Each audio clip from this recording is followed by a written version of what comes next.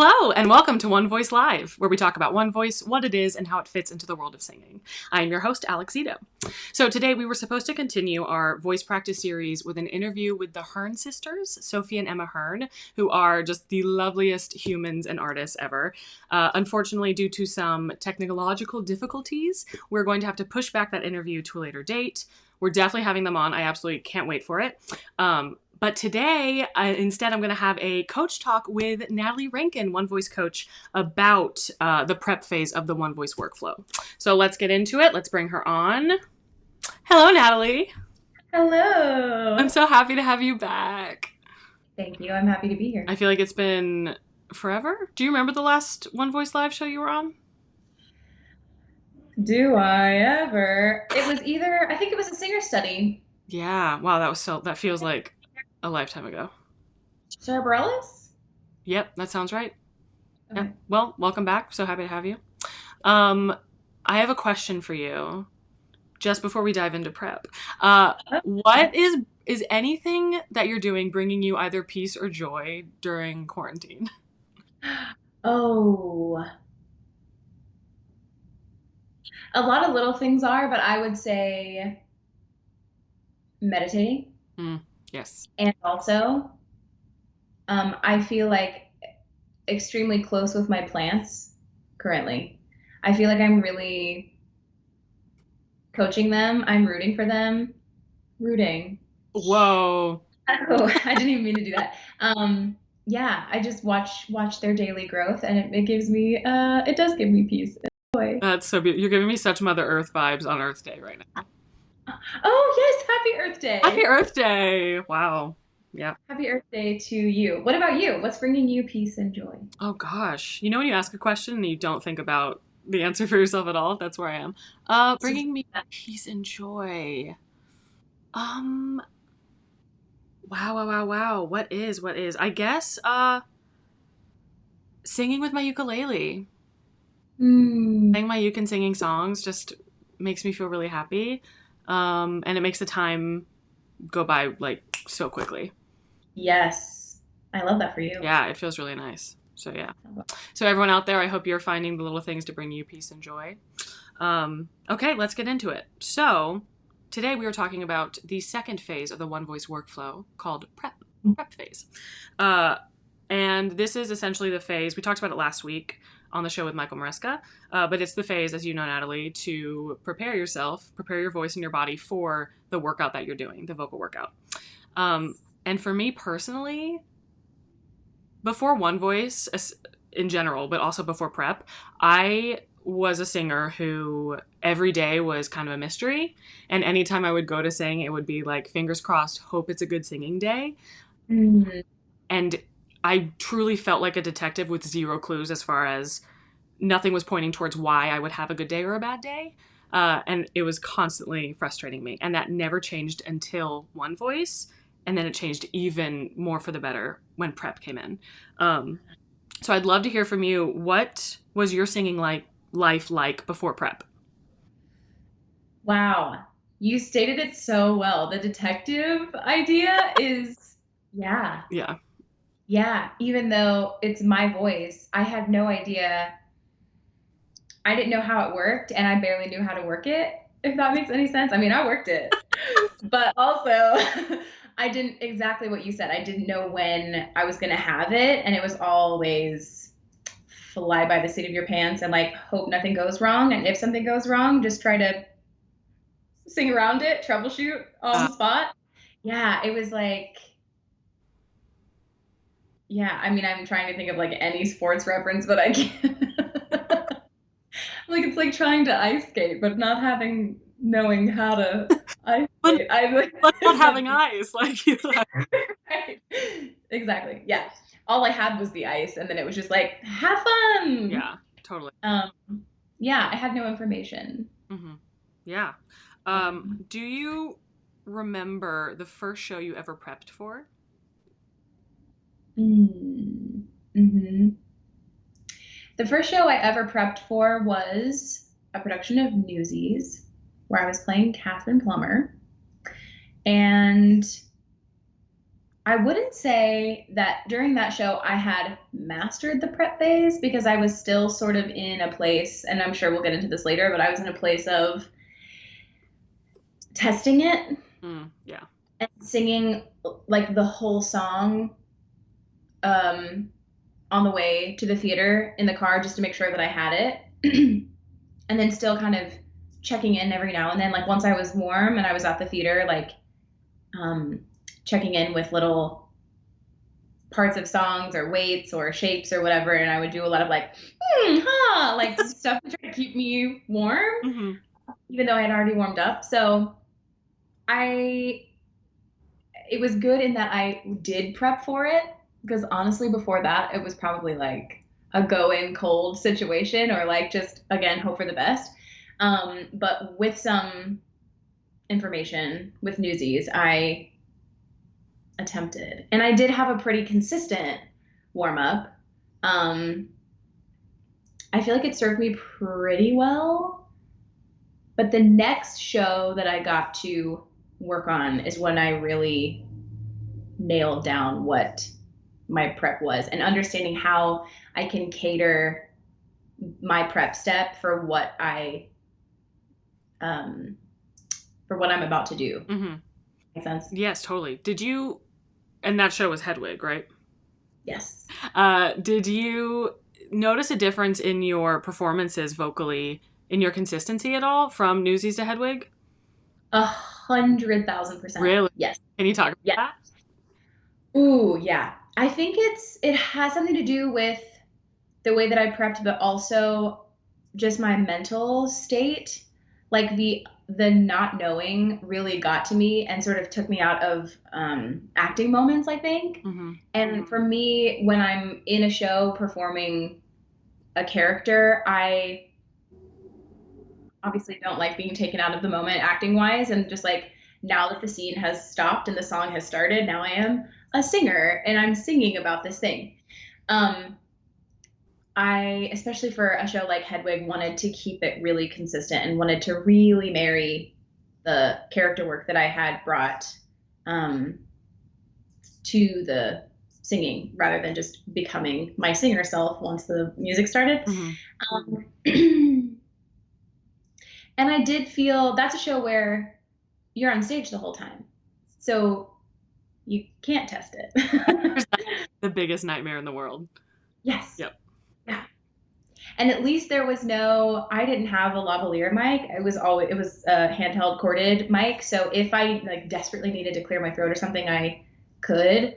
But that was my only saving grace because I can't, it's not like I'm just sitting in the wings. So I did develop a very consistent and specific physical and vocal prep for that show. And then I didn't test it before going on stage. And it was a really fun ride every time. I would say, yeah, to this day, it was probably my most consistent Oh. work aside from a straight play. I also played a witch in Macbeth recently, and I had to do some different voices for that and different shapes, vocal track shapes that I wasn't used to. So it was actually a pretty big workout. And just being that loud for that long was harder than I expected it to be. So again, my physical and vocal warm up and prep for that was obviously way different than Hedwig, but it was very consistent and super helpful. That's so cool. That's awesome that you have two shows like under your belt that you really got to dive into this workflow with. Yeah, it's felt awesome. I have a question about that. So, okay, I want to explain what we mean when we keep saying testing it. The reason we keep bringing that up is the prep phase. We talked about this in the last show with Michael. Is it's not about feeling ready. I feel like singers are obsessed with feeling ready. The prep phase is about turning on systems, and what that means is we're simply using the prep phase to tell our bodies what we want it to do and how we want it to work. So if I want to sing in a heavyweight for the show, I need to turn on that system by easing into a heavyweight. Loud volume, got to turn on that system. I need clicky riffs, turn on the system. So Natalie, what you were doing in your prep is the difference between Newsies and Hedwig is you were turning on all those systems, but with Newsies, you were then going into your workout by singing the whole song, and in Hedwig you didn't. Right. So, first of all, how terrifying was it? Because I feel like I still haven't mastered getting rid of the testing. And also, I want to know, were there ever moments during the show, having not tested it, that you were like, ooh, crap, I should have done more of this, or... That's a good question. What was the first question? How scary was it? Oh, it was it was pretty scary. It was a trust exercise with my own voice. And just trusting that, like you said, I had turned on the system, and that's all I needed. Because truly what I was doing with Newsies was not going to serve my performance. It was only going to serve my like ego, I guess, Yeah. or serve my mental story of what was going to happen. Because you're right, I had started my workout essentially in the car on the way to the theater as I sang the entire song, sometimes twice, all the way through, and and then doing an entire show. So the prep phase is really about, like you said, turning on those systems. And also, I had another thought, which was The following. oh yes, not using maximum effort yet. Mm. Because that's for step 3, which is the workout, which if you're in a show, the show is the workout. So that's what I wanted to say about that. So that went really smoothly. And it was scary. It was scary, but I actually more quickly than I had anticipated learned to trust myself and to trust the information that I had and to trust the musculature and the strength that I had built and conditioned for that show specifically. I would say a time where it didn't work out so well. I think so.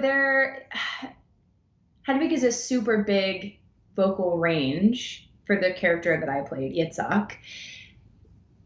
In that I was on a lot of high harmonies when I was singing backup. And then the one solo song that Yitzhak sings is for some reason, incredibly low. And there were a couple times when it was a little crackly down there in my lower chest coordination and the top of my rumble coordination. And I don't know exactly if that was because I didn't turn on my rumble system, or if it's just because throughout the arc of the show, my larynx just got continually higher, and then I immediately have to switch. And I guess I'll never know. Yeah. But there were a couple times when after Long Grift, the lower song, I felt like, ooh, that could have gone a little better. Mm-hmm. Yeah. How did you know at the end of your prep for Hedwig, okay, I'm done, without testing it? Really being specific about easing into weight and volume and letting that be enough. I checked in with a little bit of shaping too, but it was mostly weight and volume, because the very first song, I would know whether I had it or not. You know what I'm saying? Because that first song is just like wailing. Mm-hmm. It's a huge opener. But yeah, I was really specific and slow with easing into weight and volume, and it just started to feel, I guess ready is not the word for it, but it feels like just buzzy and rearing to go, kind of like I want to do more. Once my systems are on, it's like, oof, okay, let's go. Ooh, fun. That sounds fun. That's really cool. I love that. Okay, so I'd love to break this down for people out there who are trying to create their own prep for themselves and maybe want more information. I want to look at 2 different shows and talk through the systems that those shows would require as we were performing in them. So, Natalie, we have just been cast in both Mean Girls and Carousel. Congratulations. Oh my God, simultaneously? Yeah, at the same time. Yeah, it's really cool. It's never been done. So, let's start with Mean Girls. Uh, throw out some ideas you think of systems that would need to be turned on during the prep phase. Mm, I would say consistent, neutral shaping Love it. between mid and heavyweight Nice. Awesome. at pretty loud volumes. Mm-hmm. And this is fun. And um, I mean, it would depend on who I'm playing, but I feel like who am I playing? I feel like for Katie, she has some songs that are very rangy again, but not in like a ooh, like she's wailing way, just like in a very even midway all the way through. So maybe also checking my evenness of weight from pretty much like bottom of chest to like bottom of head coordination. Totally. Yeah. You literally checked off exactly what I wrote down. I'm so, Really? yeah. The only other thing I have is riffing, depending on the role. You'd want to turn on that system as well. So, Yeah. uh, okay, great. Let's look at Carousel. Natalie, how does it differ? How does it not? Um, You know. um, the first thing that comes to mind is shaping and weight, obviously. Mm-hmm. Well, three things: shaping, weight, and vibrato are all different Totally. for that show, for that style. Yep. So I would check in with my loud lightweight and with my consistent vibrato. And what was the third thing? Shaping. Mm-hmm. Yep. Long, consistent shaping. Um, Yeah, those are literally the four things I wrote down. really? Yeah, like verbatim. That's amazing. Yeah. Yeah, anything else you can think of? I feel like I'm Um, off. for me personally, and this is different, but this is like it's different for everyone, but it's exciting to know that you can cater your prep to whatever your specific needs or tendencies are. I have a tendency to not have very consistent airflow when I'm singing in a loud lightweight, and that can be uncomfortable and uneasy for me. Like it just feels hard, and I feel like I have to focus on it. So a system for me to turn on is consistent airflow. Absolutely. Yeah. You make a great point, and we were talking about this earlier, that you and I, someone from the outside would think we're probably very comparable singers and have similar skill sets, but we have very different histories as far as what we are more or less used to and what we struggle with. So just like you might need to check in with consistent airflow, I would need to check in more so with something in Mean Girls. Probably my neutral vocal tract shaping, keeping an even vocal tract, is something like I would really need to check in with, or resonance, um, Yeah. something like that. Yes. So yeah, that's another great point, that your prep uh, is like there's no right or wrong. It's not about like checking the boxes. It's literally about what do I need? What do I need to do to get to my workout and feel amazing? Hmm. That's it. Yeah. Um, okay, so let's give people some examples of ways to turn on these systems. Okay. So let's start mid to heavyweight and Mean Girls. What is your favorite way to ease into weight these days? These days. I like to do, I mean, obviously, it's kind of self-explanatory. Easing in, you start light and then you get to mid and then you get to heavy. But I like to do it going from like I guess, like middle or bottom of my chest coordination up until whatever note I need and a little past just to know that I have it up there. Mhm. But doing like fifth slides on like an E or something that feels really easy to just kind of get that engine going a little bit. And then I'll ease into midway down the same thing. I'll just start over at the bottom of chest and go all the way up to the note that I need. Um, and then for heavyweight, I like to switch to a yeah, depending on, I mean, obviously for Mean Girls, I would probably lean into the yeah really hard if I want to turn on my rock star system. Totally. Um, and something for Hedwig that I did that I'm actually just now remembering is if I knew that there was an especially difficult vowel that I had to nail on a high, loud, heavy weight, I would check in with that vowel. So I would start on a vowel that feels good and then slowly morph my shaping to the vowel that didn't feel so good. And that's something that I really needed to check in with. That's a system that I need to turn on. That's awesome. What vowel feels good for you typically on a high heavyweight? High, heavy weight, something. I'm trying to remember what it was.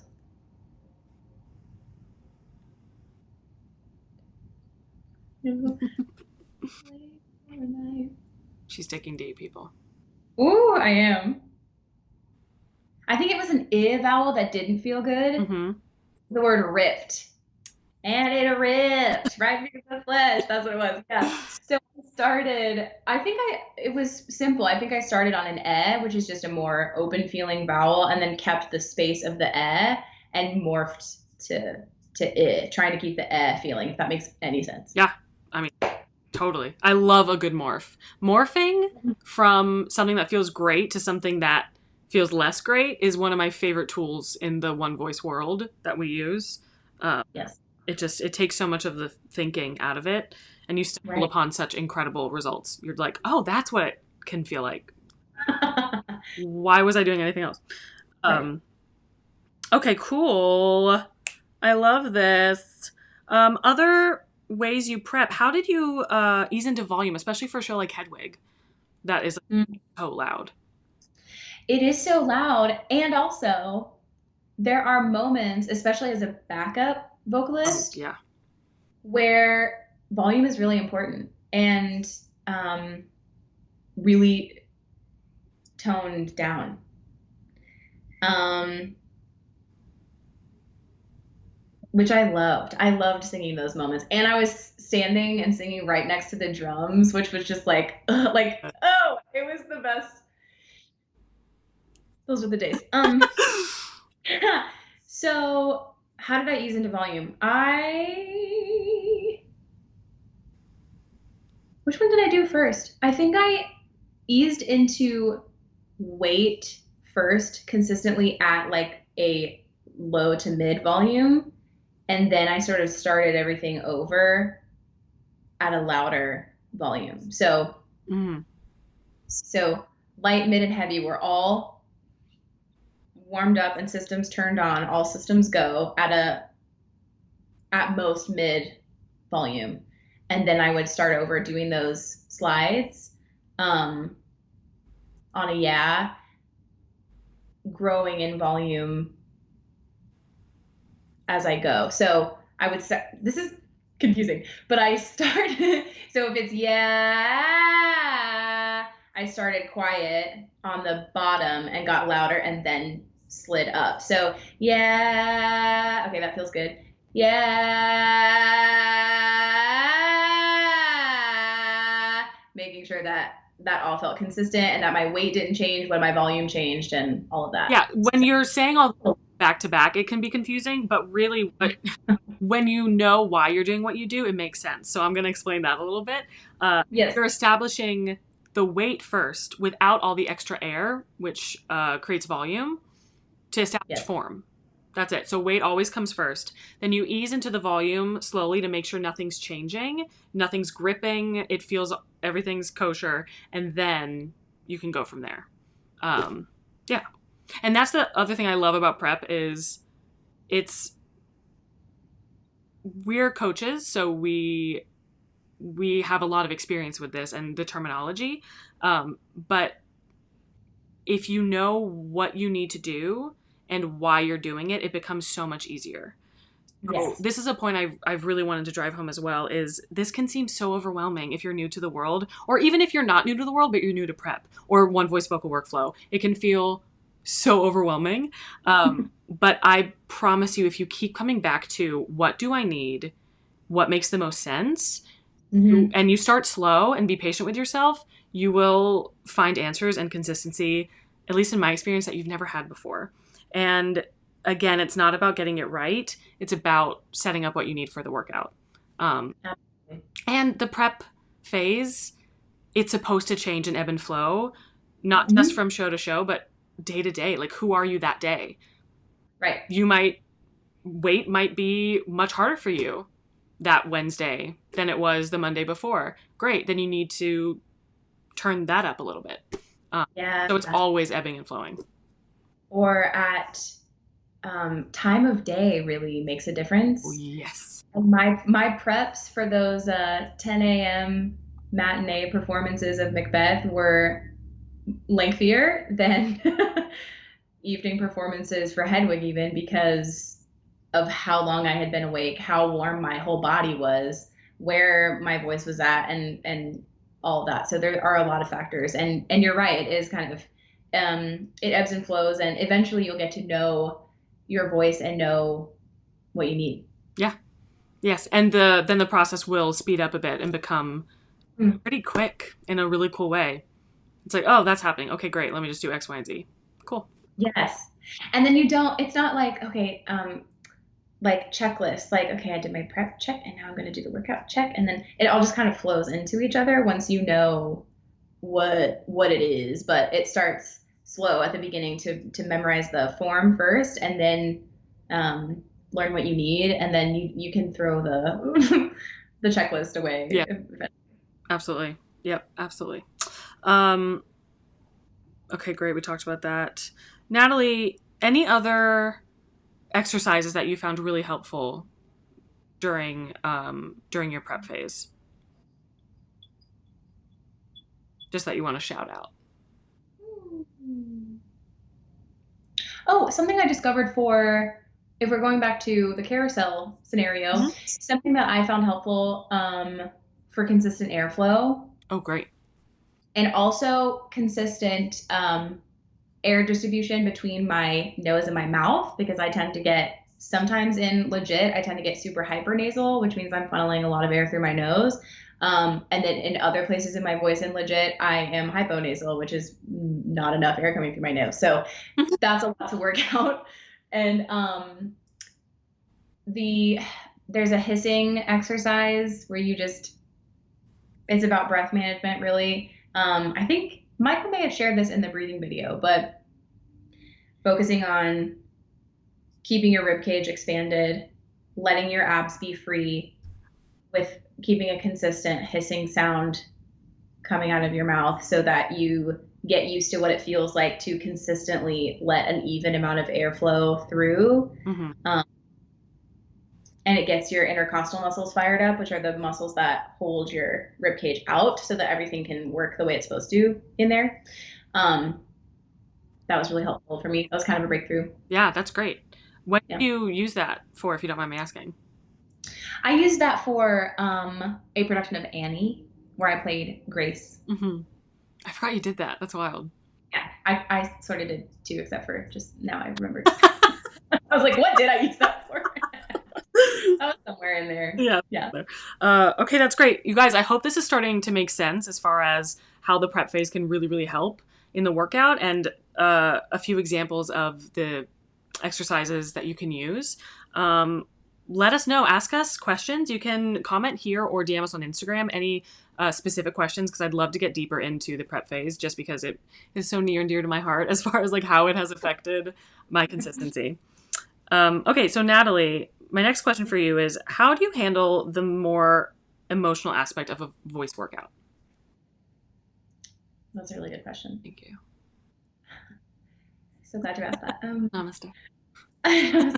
I it it's a weird thing to talk about because a lot of people may not think that there is an emotional aspect to vocal workouts or singing in general, really, for that matter. But there really is. And I have found that it doesn't matter what your history is with singing or what your, I guess I should say, what your experience level is with singing, whether you're a new singer or someone who's been singing and performing since you were 7 years old, there's always going to be stuff in there, emotional stuff, whether it was someone telling you that you can't sing or someone telling you to like belt when you couldn't belt or something, or like we all have those like memories. I feel like that's come up so much in the interviews, the One Voice Sir interviews that you've done. Yeah. It's amazing to listen to because we all have some kind of yucky story that probably comes to mind when we sit down to sing, whether we like it or not. Mm-hmm. And I recently have learned that my resistance to vocal practice, sometimes if we're getting real, comes through because of my feelings of perfectionism and just some like parts of my voice that I don't feel great about. Mm-hmm. Sometimes it stinks to know that the only way to strengthen the weak parts of your voice is to just sing there and wobble around for a long time like a little baby giraffe. Um, but I've learned that if I am kind to myself and I have a clear intention for my vocal workout, it's easier to keep going and to not quit. I mean, there have been days when I'll like sit down and I'll do my relax, do my prep, do the thing, get into the workout, sing for 20 minutes, and I just give up. Like I just quit, truly. Or I get distracted and I do something else, and it's because I didn't have a clear mindset. I didn't have a clear intention for what I wanted to do that day. When I sit down and I'm like, okay, what do I want to get from this? I'm working on midway on this R&B song.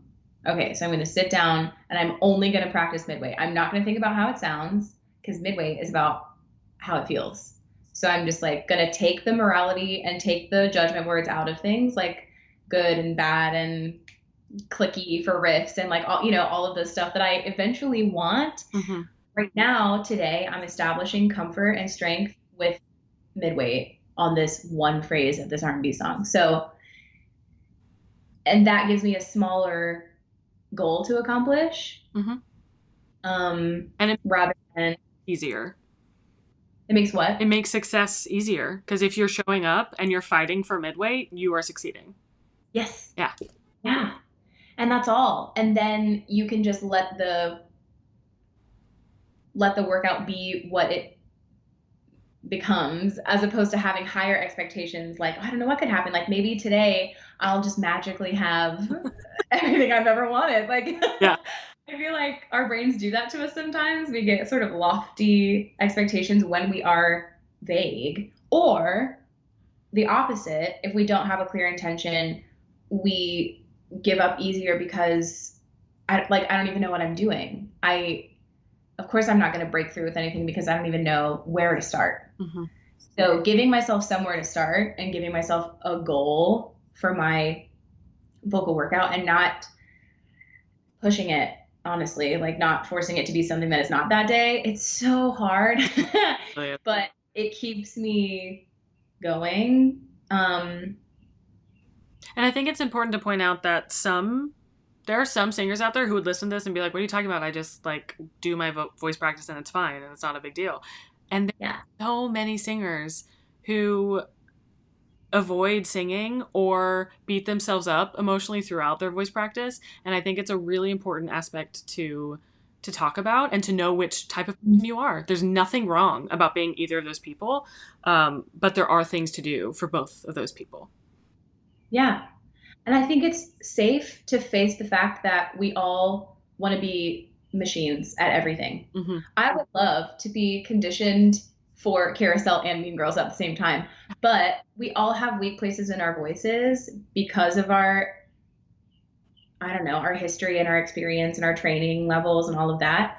And we're not always going to be super strong at everything. So like if I'm, a queen belter and then I decide that I want to learn a song from Carousel, it's going to be really tough work because it's going to be starting from square one at a brand new musculature and a brand new way of using my voice. So, yeah, having patience and grace and kindness for yourself and nurturing your baby giraffe. Because something else about the baby giraffe, which is why I keep coming back to it, is because you would never look at a sweet little baby giraffe and say, why can't just walk already? Why can't you walk? Yeah. Like nobody would do it. It's because he was just born. Mm-hmm. Just his muscles aren't strong enough yet. He's new. And yeah, he's new. Mm-hmm.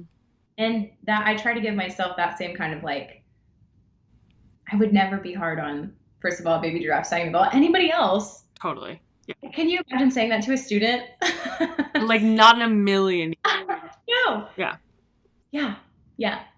Um, So the moral of the story is grant ourselves the same grace we would a baby giraffe learning to walk. yes. Yeah, I love that. That's really wonderful. Natalie, anything else about the prep phase? Any burning... Ooh, I have a burning desire to say. Yes. This is just a quote that I love, and you brought up perfectionism. The idea of don't let perfect be the enemy of good. Don't keep the idea that if you can't be perfect in your voice practice or even fully show up in the way that is perfect, that you don't show up at all. Show up, do what you can, and then show up again the next day.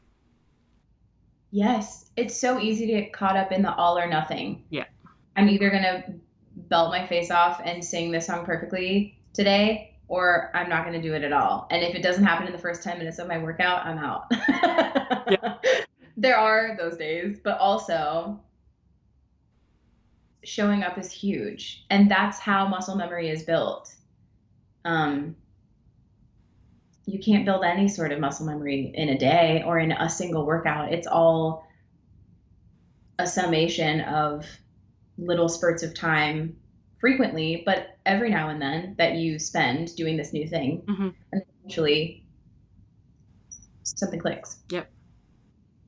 That's awesome. And things can happen. I'm realizing this more and more through my own voice and working with students is things can happen so quickly. Like some things take a long time, but the amount of times, like in the past 2 weeks, and I think part of it is because some people have so much free time right now, they'll come back and I'm like, who are you?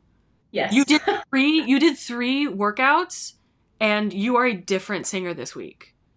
And that is the other thing is you can go into a practice and your weight could be like, I love you. Like that could be literally what you sound like, which a lot of us do in one voice. Hello, welcome.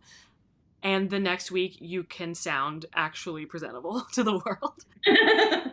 Yeah. Yeah, it works. And much more stable. Yeah, it can work so quickly, which is another thing to remember. Yeah. I've had that too where, again, I'm like so surprised.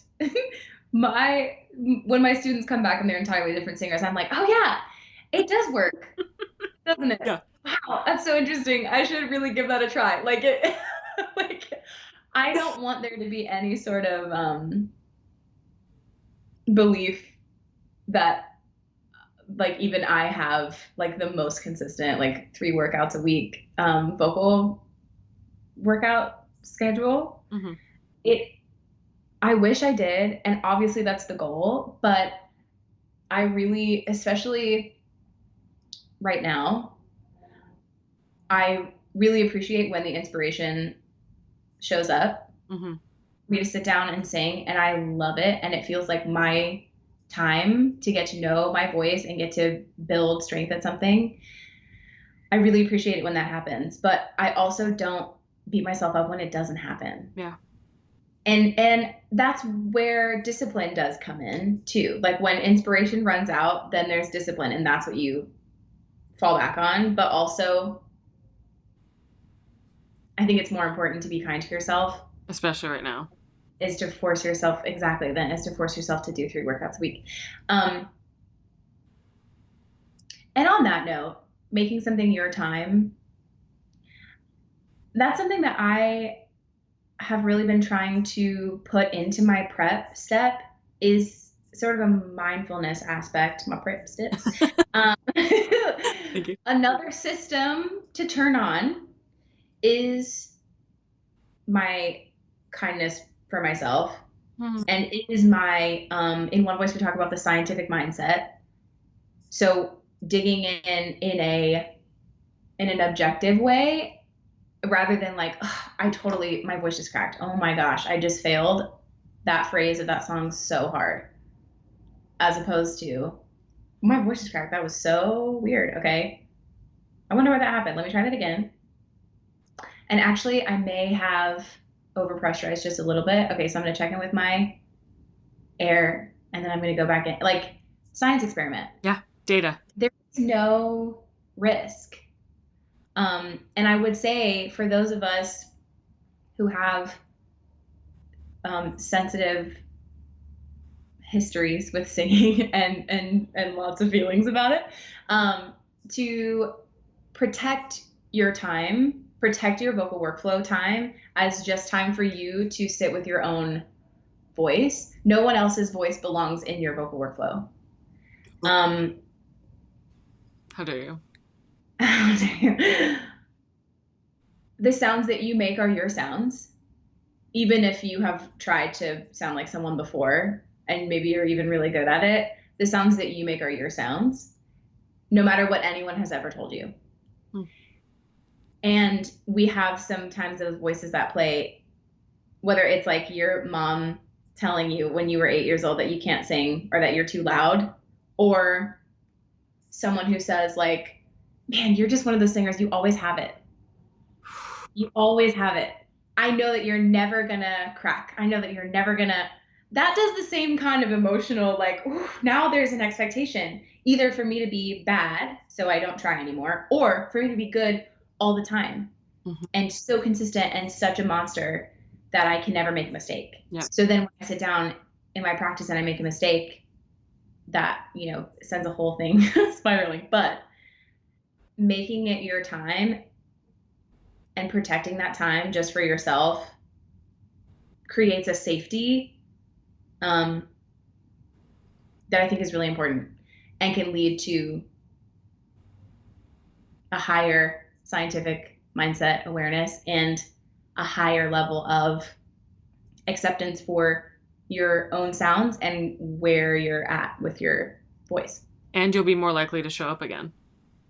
Yeah. Because it's your hangout space. Yeah. And you're not showing up to work for a boss who's like yelling at you. Right. Yeah. It's a good environment to be in. It's a fun environment to be in. Yeah. Yeah. Oh, that's so beautifully said, Natalie. I love that so much.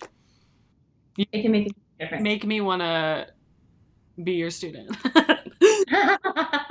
I love that. Everyone take lessons with Natalie. Yeah. Wow, that was so wonderful. Okay, I hope this was helpful for you guys with prep and creating a nice vocal practice for yourself. Let us know questions. DM us at Sing One Voice on Instagram or comment here. We'd love to answer your questions more about this to get even more specific. Next week, Michael Maresca is back, and we're diving into the workout phase of the One Voice workflow. So everything we've been talking about prepping for, we're getting into it. What do you do once you're actually working out? That's next week, Wednesday, 6:30 p.m. CT. We will see you guys there. Natalie, thank you so much. Thank you. This was so fun. Yes. Okay, guys. See you next time.